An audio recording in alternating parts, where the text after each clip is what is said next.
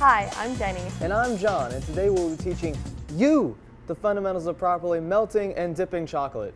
Chocolate dates back to 1900 BC and was invented by the Aztecs. They originally believed that the cacao seeds were a gift from the god of wisdom. Today, however, the average American consumes over 11 pounds of chocolate a year. Wow, really? Yeah.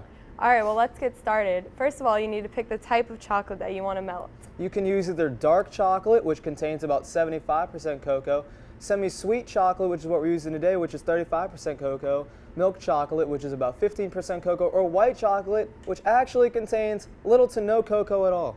White chocolate is also the hardest to melt without burning. Today we're going to be using a double boiler because it will decrease the chances of the chocolate burning, even though it may take a little bit longer. You should always break your chocolate up so that it will melt more easily. Before you melt the chocolate, you will need to put water in the bottom of the double boiler about ½ an inch away from the upper pan. Then you're going to set the boiler on low heat with your chocolate being in the upper pan. The water should not be boiling while the chocolate is melting. You need to be consistently stirring to prevent the chocolate from sticking to the bottom or scorching. Just remember not to let any water splash in your chocolate because even a single drop can cause your chocolate to harden.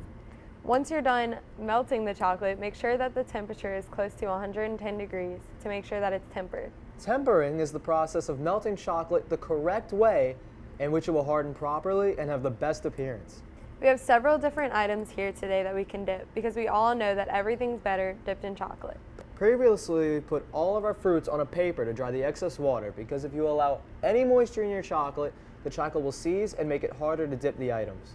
Now it's time for the fun part, dipping. You can dip almost anything in chocolate. My favorite thing is chocolate dipped Oreos. Yeah, those are pretty good, but my favorite thing to dip is strawberries. You should always use parchment paper to keep the chocolate from sticking to the cookie sheet.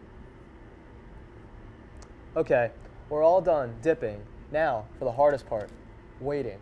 Chocolate takes about 10 minutes to harden if tempered properly. Now they're finally ready to eat.